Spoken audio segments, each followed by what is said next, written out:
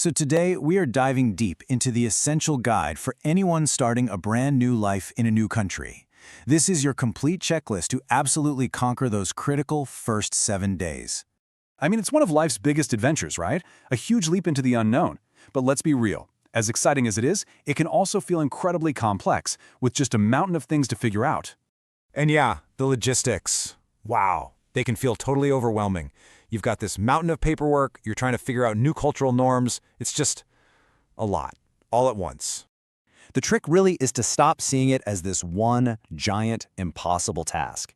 Instead, if you can just focus on conquering that first week with a solid step-by-step plan, you're setting yourself up for long-term success. So let's start before you even board the plane. You know, a successful move actually begins months before you even think about packing your bags. So let's get into the absolute mandatory preps you need to knock out while you're still in your home country. Okay, first things first, getting your education officially recognized. This thing, an ECA, is pretty much non-negotiable for a lot of immigration programs, especially in a place like Canada. And honestly, it just makes employers feel confident that you can hit the ground running from day one. Now here's the kicker, and you really got to listen to this part. The timeline. You have to start this process 3 to 6 months before you plan to leave. Why? Because you need to get official transcripts from your old university, and that, my friends, can cause some serious delays. All right, next up, language tests. For a country like Canada, this usually comes down to a big choice between 2 tests.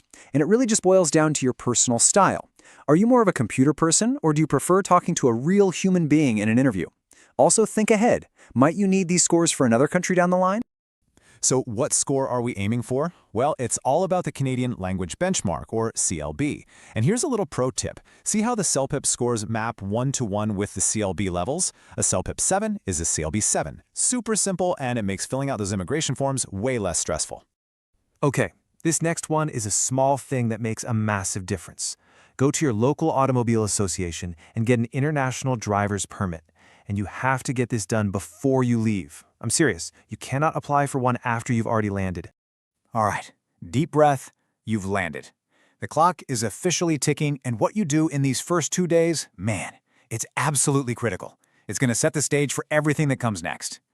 Mission number 1, day 1, get connected. You need that digital lifeline. A prepaid SIM card is going to be your absolute best friend before you have things like a bank account or a credit history. Your phone is everything, your map, your translator, your link home. Don't skip this.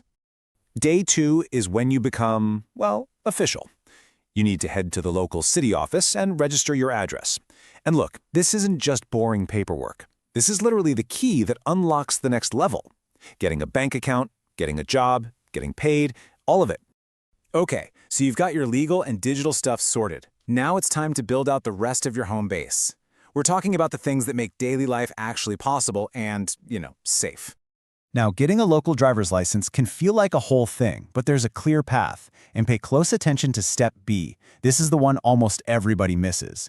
Getting that validation letter from your own consulate can sometimes convince the local DMV to let you skip the written tests, which, trust me, saves you a ton of time and hassle. And speaking of time, you need to have this deadline burned into your brain. As soon as you're considered a resident, that clock starts ticking. You've usually got about 60 to 90 days. If you miss that window, you might have to start the whole licensing process from square one. No one wants that. All right, let's talk healthcare. This is so important.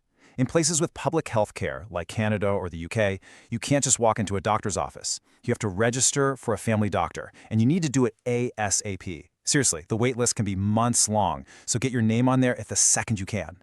Okay, now for the fun part. Let's talk about the secret weapons, the real pro tips.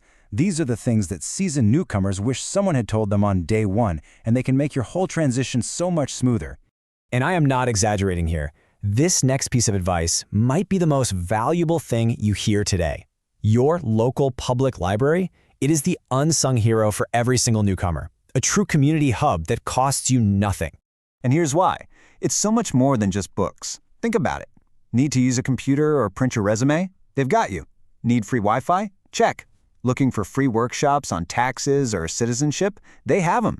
It's a warm, safe place to just be and connect with your new community without spending a dime. Okay, something practical, the climate. Do not underestimate it. If you're going somewhere cold, a proper winter coat is a big investment. Hit up a thrift store first. You can save hundreds.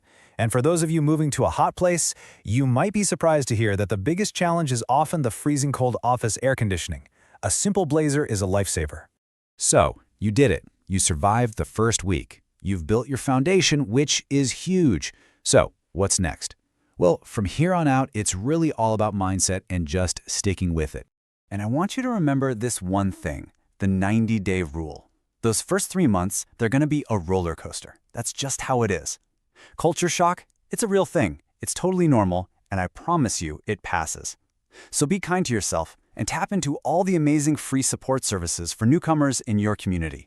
So you laid the groundwork. That first week is done. You've set the stage. Now the real adventure begins. You have the tools and you have a blank canvas right in front of you. The only question left is, what are you going to build?